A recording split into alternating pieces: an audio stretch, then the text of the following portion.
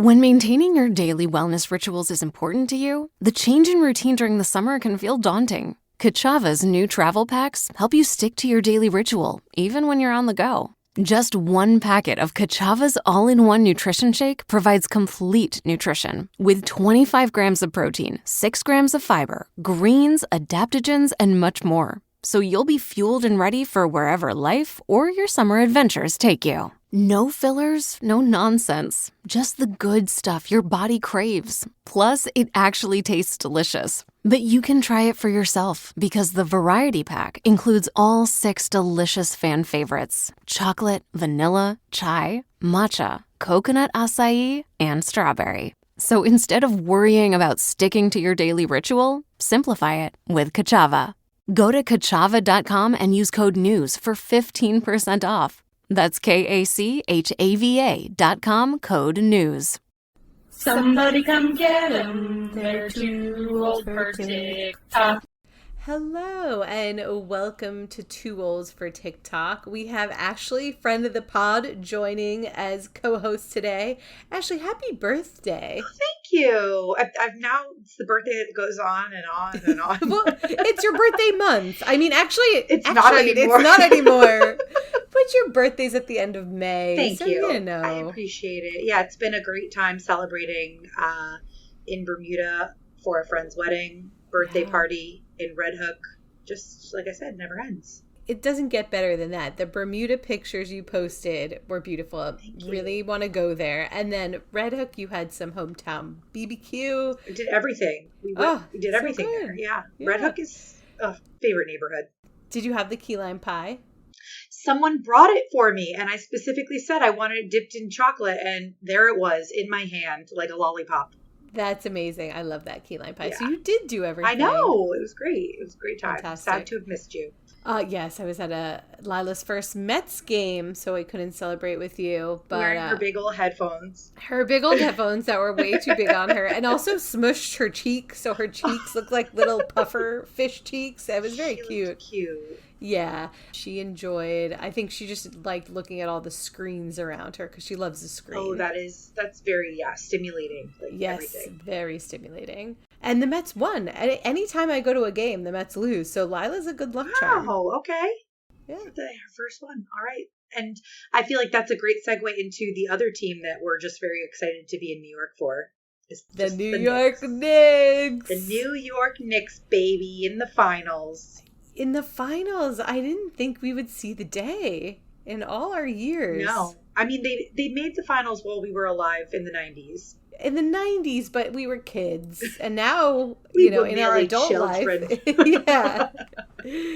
I am actually nervous how New York will be during this time. If Feral. New York wins the streets, it'll be fun chaos. But it'll be chaos indeed. Yeah. I'm going to get a text, I'm sure, from my father saying, be safe, stay away from Madison Square Garden, of which I will disregard and go toward Madison Square Garden. Will you? I did one year when they were in the playoffs. Gabby and I were like, you know what? We got to check it out. And it was amazing people watching. It's a once in a lifetime, so I get why you would go. I think you need to feel the spirit of New York. You have to be there. Yes. I could be in a bar, though. Like, I could be satisfied with that. Also, I think we'll just hear it. If I'm home, I'll hear it out of the streets. Like, the streets will be partying. I thought so. Like, when we won the game to get to the finals, I was going to bed, and I was like, oh, I'll hear everyone cheering. No. Oh, okay. Well, this is different. But this maybe, is a championship. Yes. You have a great video you posted by Sierra V. Lucas, and it's POV.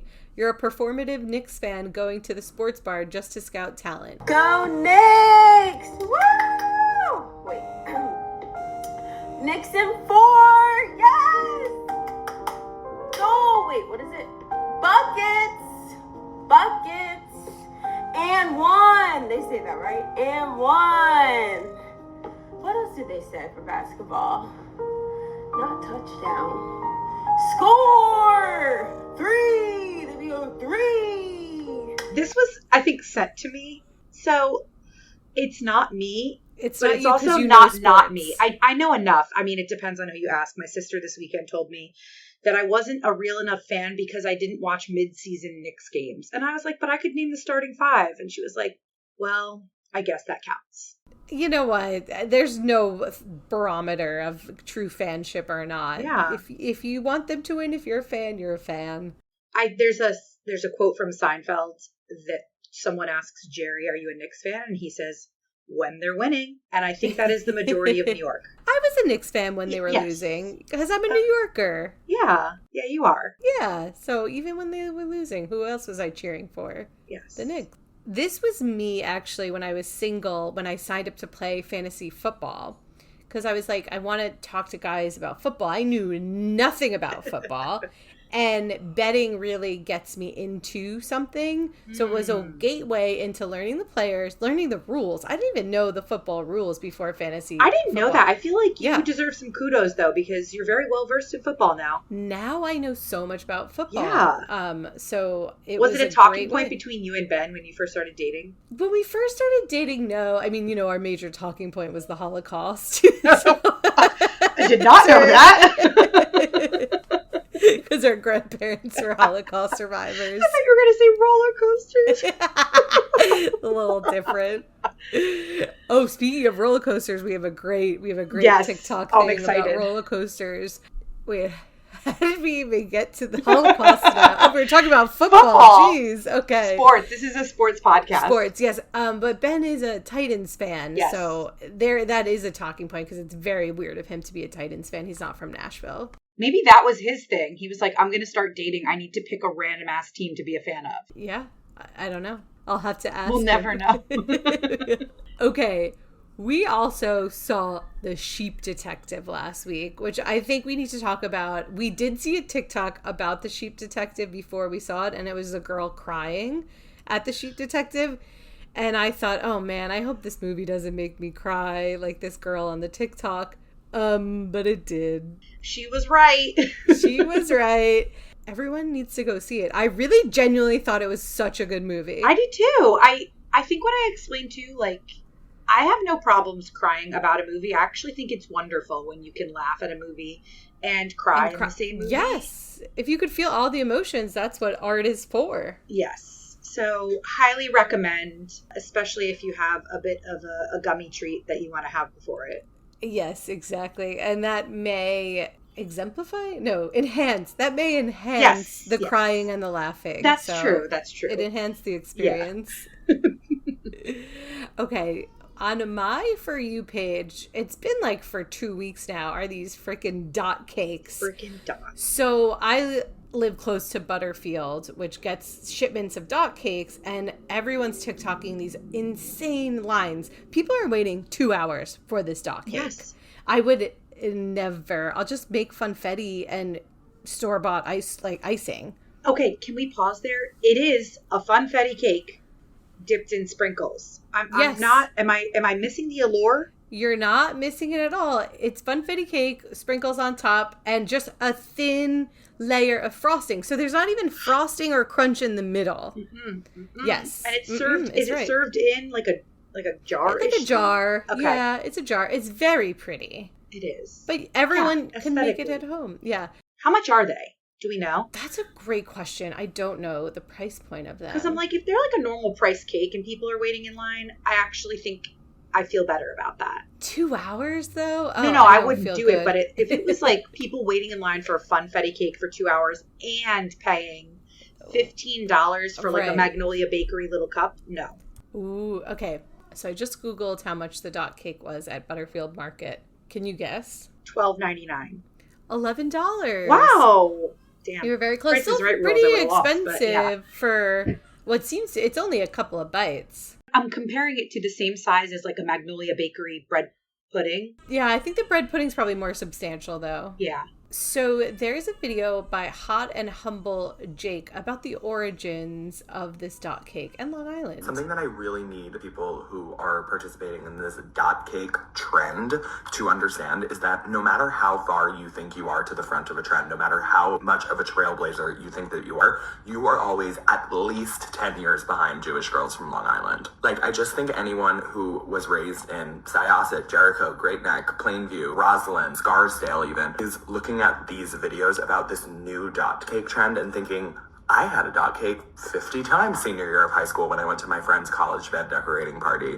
These took Long Island by storm in 2017. If you didn't have one of them at your college bed decorating party to celebrate your acceptance to Tulane or Michigan or Wisconsin or Miami, like who the fuck were you? And might I add that if you don't remember when dot cakes was called okay but first cake, I don't want you to be a part of the conversation. This is for us native dot cake speakers who really understand like the cultural origins and impact of this. So this video was appealing to me because Alina, she went to the actual bakery. She didn't have to wait in line. Like, she got the dot cake. She had it. Her opinion was, I could just make this better, and I like more crunch and more filling. So she just made one herself with more layers. Brilliant. Also, I don't think even watching that video, I guess it didn't click to me that the actual bakery that is sending them to Butterfield is in Roslyn? Is in Long Island, yes. Wow, okay. Yes. Well, I'm glad we had boots on the ground tell us that it's not worth it. Boots on the ground. And also, this creator mentions college bed decorating parties. Yes. Do you know what they are? Yeah, I do now because I feel like we had some old neighbors who are entering college era, and I'm seeing all of her and her friends do this. Did you do it? No, this is way This is beyond new, right? our time. Okay. This is new. So my old babysitter has kids who are in high school, and I met up with them recently, and they were telling me all about these college bed decorating parties. And basically it's when someone gets into college, you go into their bedroom and you decorate their bed with, Wisconsin or whatever college it is, and then you have desserts and you pizza, and it's just a little Who's party. doing the decorating? The moms or the friends? parents? Oh, the yeah, friends. the parents let their friends into the bedroom. Oh, sweet. It's very sweet, but we never had this, so I was not We had a pizza aware of party it. where we said everyone wear a piece of clothing from the school that you're going to. And of course, Catalina had not purchased anything, but she had a drawstring bag that said NYU. And so she put it on her front facing and just walked around the party at our friend's house wearing a bag. That's very Catalina. It's very Catalina, yes. Yes. The next video about dot cakes I have is from Nara Smith, which I am highlighting because I never get Nara Smith content. Thank ever. you for saying that. I know the name. I have never seen this woman before in my life. So it was like a jump scare when she ended up on my For You page. I mean, this woman has millions and millions of I followers. feel like but it's Catalina has talked about her before. She definitely has, but Okay. it's so not in my world or my For You Okay, page. I'm glad you said that, though. That makes me feel a lot better. And But I then- want her. I want her content on my page. I don't. I'm Oh, you sorry. don't? Okay. Yeah, I don't want. This was enough for me, and there's no hate against her, but it's She made just her not my own speed. sprinkles, Dina. That's insane. I know. Here, let me play the audio. For days on end, I've been craving these silly little dot cakes. And even though it's literally just a cake with some sprinkles on top, I needed to try it. I got started making my sprinkles since those take about 7 hours. Mixed some powdered sugar, vanilla, salt, a dash of corn syrup, and combined that with green, blue, and red coloring, and transferred each color to their own piping bag. I started by piping my blue dots, red dots, green dots onto my silicone matte lined baking sheet, and after about 2.5 hours I was done and set those aside. I then started on my cake batter, combining my eggs with sugar and letting that go until fluffy. I then heated up some butter and milk, and while that was going, I poured in my flour mixture into my wet ingredients, then tempered some of the batter in my milk and butter, and then poured that into the rest of my batter before letting that get to know each other. I then transferred it to my baking dish and let that bake for about 30 minutes until golden brown. In the meantime, I made my buttercream by beating some eggs, powdered sugar, vanilla, and almond extract. At this point, my sprinkles were hardened, so I transferred them to a bowl before it was time to assemble. I took a little glass jar, filled it with cake, topped it with buttercream, and then dipped it in my sprinkles. This was such a fun little treat, and the sprinkles were so crunchy and satisfying on top. She has such a style. There's a lot of Nara Smith parody videos, which I actually want to find because they're probably very funny. Okay. But she's dressed to the nines. The aesthetic is just over the top. Oh, yes. And she made her own sprinkles. The dot sprinkle. Like, that is, she piped them out. One by one. Yeah. It was impressive, but I also feel like she didn't do the dot cake in the way that it's meant to be, because the dot cake is a funfetti cake with sprinkles on top. and she only had sprinkles on top, not in the cake itself, if you noticed. No, but the actual dot cake doesn't have the sprinkles in the cake itself, I don't think. We just need to have funfetti cake. Like, can people stop? Yeah, now I'm second guessing it. Maybe I am wrong. Maybe you're right. No, I don't know. I think I'm seeing a lot of people saying, I can make this myself, and they're just using funfetti. So maybe that's where I'm getting my assumption from. But okay, we need Alina to weigh in. We do. All right, next on my For You page, a lot of food content, but this really is at the intersection of my likes in the world, roller coasters and nuggets. So I get this video by Cloth Show. I was a witness in the Cedar Point chicken nugget incident. As you can see, that is me right there. I was the one who asked him if it was chicken nuggets, and to my horror, he said, yes, it was. And having chicken nugget related PTSD, I didn't know what else to say, but hell yeah. Now, I was obviously not with him that day, nor do I endorse anything that he did. I thought it was very wrong. So this is actually a message out to any of these newscasts. If they want to interview me, I was kind of a first-hand witness of the whole ordeal and how it kind of ruined everyone in that line's day, and I would like to be able to talk about that on some kind of national platform. So that video talks about Cedar Point chicken nugget game. Also, I think his name is Chloe the Show. what did I say? You called him Cloth Show. Same. Again, mark it. We need to remember this moment. Oh boy. So then I have to do some investigating. So I see the incident, and then I get to, it's Alan Farrell. The man himself. Here's his video. I've been getting thousands of messages over the past few days, and people want me to address what happened. About a week ago, I decided to eat chicken nuggets on the Millennium Force. I did not expect this to make national news. Okay, so that is YouTuber Alan Farrell doing exactly what he said he would do. Oh, look at the sauce. Eats a chicken, 10-piece chicken nuggets while riding Millennium Force. And yes, as you saw, he did dunk them in sweet and sour sauce that went everywhere. And the absolute worst part about this, I was banned from every Six Flags location in the world forever. Since then, I've spent a lot of time reflecting, thinking, growing, healing. I do understand why Cedar Point made the decision that they made.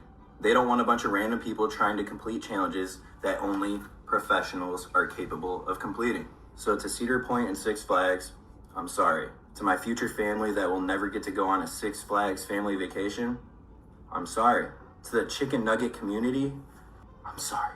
If a week ago you would have told me that a 10-piece nugget would have made national news and a lifetime ban, I would have looked you dead in the face and said, what is wrong with you? Some days call for some oomph to amplify your everyday look. Like when you want the look of false lashes without the extra effort. Reach for Thrive Causemetics Liquid Lash Volumizer Mascara. Or when you want all eyes on your smile, keep Empower Gloss Ultra Glossy Lip Serum in your bag. It's a burst of 24-hour hydration that smooths like a serum, shines like a gloss, and can be worn sheer or layered. You'll also look and feel your best with Thrive Causemetics. Plus, every product is 100% vegan, cruelty-free, and made with clean, skin-loving ingredients that work with your skin, not against it. And for every product purchased, Thrive Causemetics donates to help communities thrive. So every time you use your favorite Thrive Causemetics product, you're helping communities you care about too.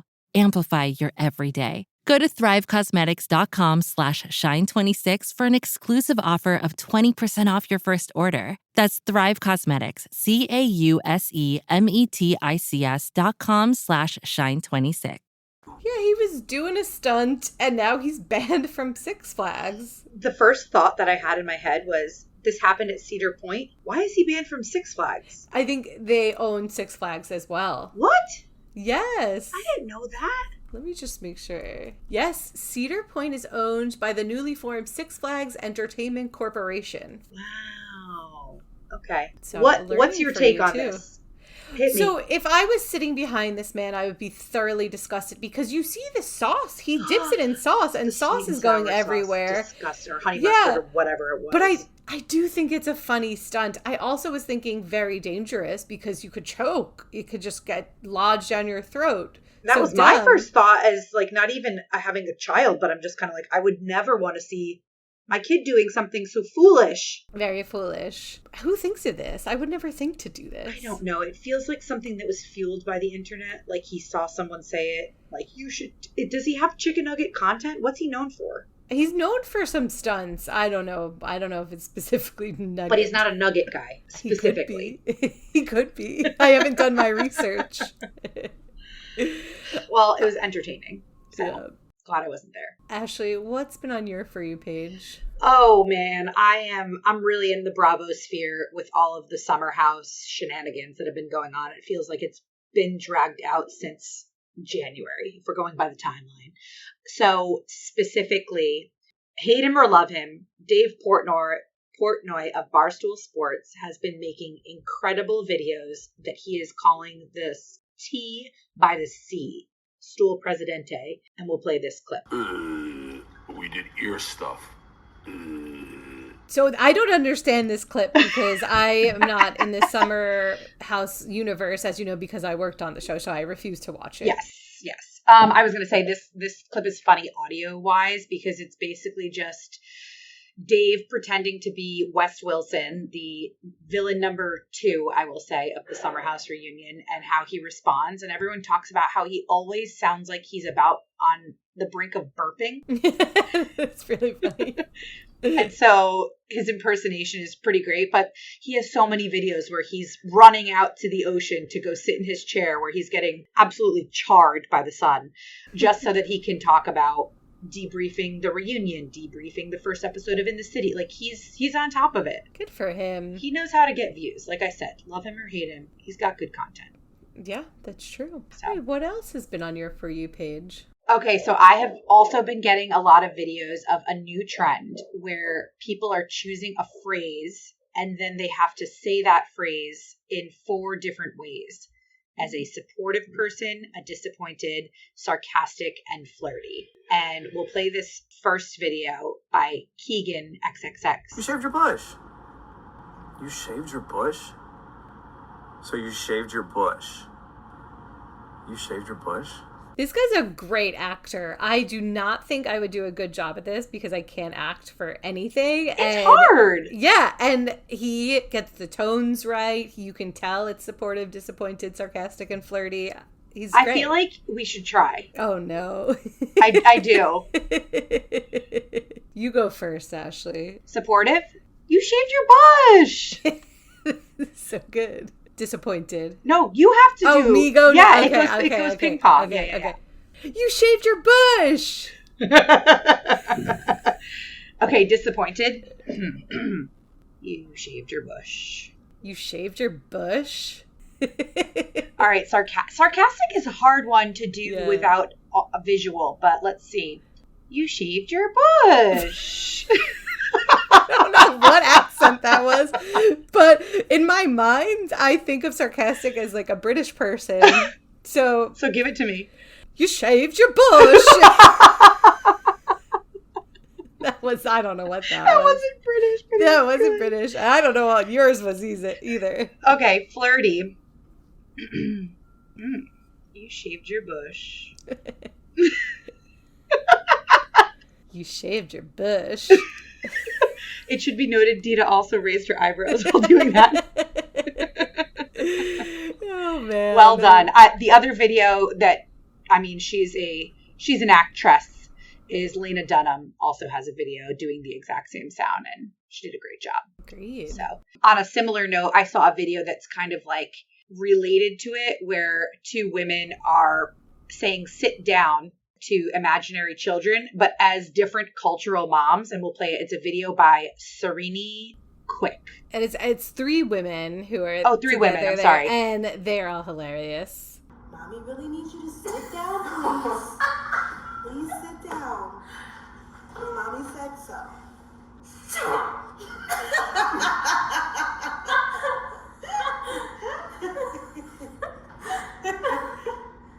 I told you sit down.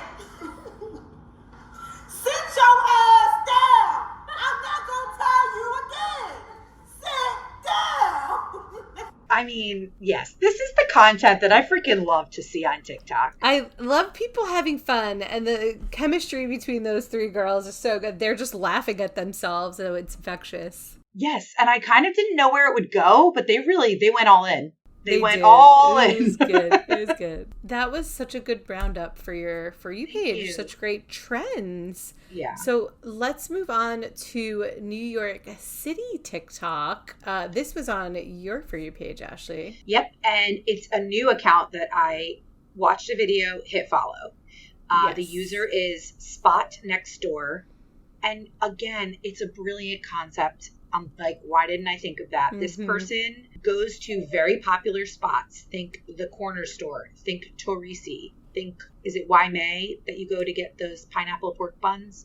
Oh, yes, something like that. And then shows you the line and says, if you want something similar, let's go check out the place next door. And goes next door, documents their whole meal. I'm going to use it. Yeah, I love this because why wait in a 2-hour line if something next door has something that's very similar and maybe even better? Yeah, one of the dishes that they posted was about, I think, like sliced pork over rice, and it looked the exact same as the viral one. Wafang is very good, but the line, very bad. So we decided to check out the spot next door. New Kim Tong restaurant. So there's the menu. Now, Wafang gets the big line next door for their char siu barbecue pork over rice. And as luck would have it, they have the same thing here. And it's banging. Look at the char on that. The meat was tender. It was flavorful. I think this cost like $8 for a big portion. That's the chicken. The guy next to me had that. I was like, hey, can I film your food? He was like, hey, have you considered getting a job? I was like, listen, not a bad point. You can take your leftovers to the park next door and soak in some culture. We love New Kim Tong restaurant, and we give it a rating of very banging. Butterfield is on there too. I went on their account. I stalked every video that they've posted. What was the next door to Butterfield? It was just a random bakery. So yeah, the thing is, and I'll say this about this account, is like some of them are not a 1-for-1. Like, right, here's Torrisi and here's a small Italian cafe. Like, no. Right. But, but American you food get at the corner store, American food over here, cool. Yeah, that makes sense. Yeah. So I really strongly suggest good follow. Good follow. Nice. Yeah. Next, we have the Tertulia Fields Report, and it's Broadway, which is, I love, and I'm actually really sad that I can't speak to this video because I have not seen Chess. Me either. You haven't, though. I'm just very surprised. I haven't had the time, or it hasn't been like at the top of my list. So even with they have a pretty strong cast because it's Lea Michele and Aaron Tveit. Aaron Tveit, yes, I love him. But yeah, this video is by More Pesto Please, and it's explaining Broadway lore to a bro. You know ABBA, the band ABBA? Yes. Mamma Mia. Yes, I know who ABBA is. Okay. The two guys from ABBA decide to write a musical about the Cold War as told through a game of chess. Okay. Are you following? Yes. So they write a concept album called Chess, and it is so fucking good. The songs are bangers. This is Kareem's Skyhook, okay? Just absolute potential. Sure. But Kareem can't just throw a Skyhook and then the game's over, they win. You need the Lakers got to really pull the rest of their weight, good defense, all that. Yes. So they need a good book for this musical. They need a good plot, so it makes sense. So in 1988, they hire a guy to write the plot, and it goes to Broadway. It goes to the finals, basically. Okay. And this guy absolutely fucks it. It's like a 4-hour play. Doesn't make any sense. No one goes. This is like you make it to the finals and then you get swept. Right. Okay. It sucks. Sure. Okay. Okay. Since 1988, Chess has really only been performed as like a concert because people still like the songs. The songs are great. The songs are Kareem Skyhook. Are you following? Yes. In 2025, almost 40 years later, they decide to revive Chess on Broadway, which is a huge deal. Okay. Huge fucking deal. They get a new guy to write the book, and he has like it being these two chess prodigies, and they're fighting over a girl, and it's like kind of like a sexy challengers threesome kind of vibe.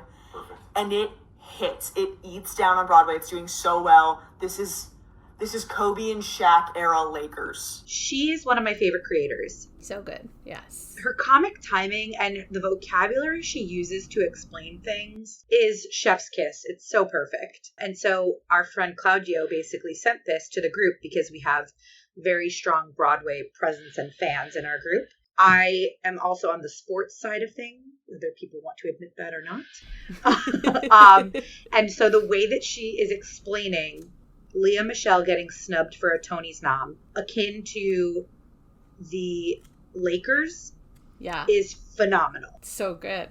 And all of the comments also say, wow, you know sports, you know Broadway. This is brilliant. Like break it down for us in other ways. And the other comment said, I had no idea ABBA was the creator behind this. So learning new things, very I feel like we interesting have to see this, Dina. Let's go see it. We could probably get a cheap ticket somewhere. Yeah. But let's go see it. Okay. I know that Sam, who usually would see any Broadway show, doesn't want to see it with Lea Michele, but I do. Sorry, Is it because Sam. she doesn't read? Yeah, Sam is prejudiced against people who can't read. Okay, well, I'm down to see it with you, and then Okay, we can report back about back. whether or not we thought she should have been nominated for a Tony. And the Tonys will be, 3 days after this episode comes out? Yes. Oh my God, and Pink is hosting. What? Why? I know, that's like the correct reaction. It's funny, I saw the headline before me and Ben were going to bed one night, and I just said, oh my God. He's like, wait, what's happening? And I said, Pink's hosting the Tonys. He's like, whoa, I wasn't expecting that. Is she like a sneaky Broadway fan? I would love that. Probably. I mean, she's a singer. She does aerial stunts, but I'm really jazzed to see this. She does aerial stunts somehow translates to she's a Broadway fan. She's a performer. Yes, that's true.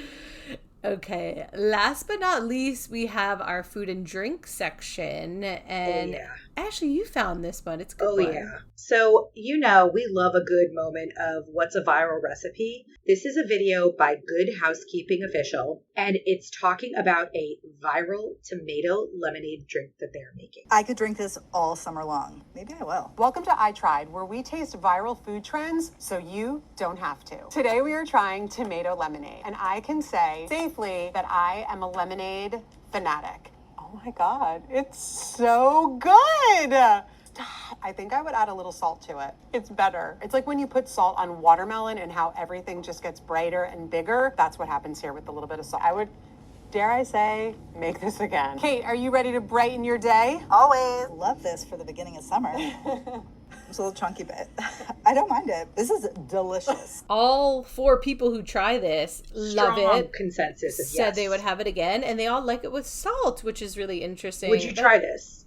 Absolutely. I like tomatoes and I like lemonade. I'm desperate to make this today. We should make some and bring it to Jess. Yes. But you know what? We should pour a little vodka in it. Oh, honestly, that would be really good. Or even a gin. I think probably most liquors would be good in it. Yeah, I love a caprese martini. That's what it reminded me of, but I've never had one before. So a tomato drink is always good for me. Love it. And and lemonade? What's not to like? I can't picture it, but I think I would like it.